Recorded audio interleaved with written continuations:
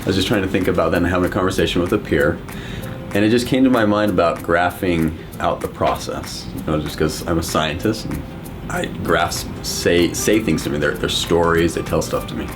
So I started just graphing it out, thinking, and so I started to realize that this graph of happiness that I had used for myself to maintain this perspective, I could use it with students. And so I just will find that time, and it pops up at different times. It's just I recognize, okay, they need to see this perspective now. And I'll just stop. Whatever we're doing, we'll just stop. And I'll go to the board.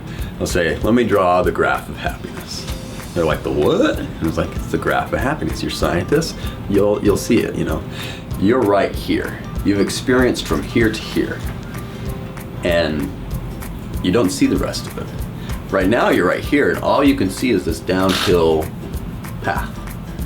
And you're asking these questions of, am I good enough? Is this worth it?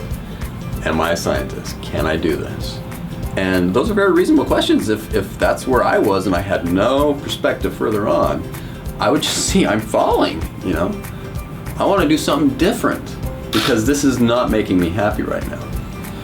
But if that's where your attitude is, then you're not going to be able to get over here and experience that rush of excitement and joy that comes from breaking through something really hard.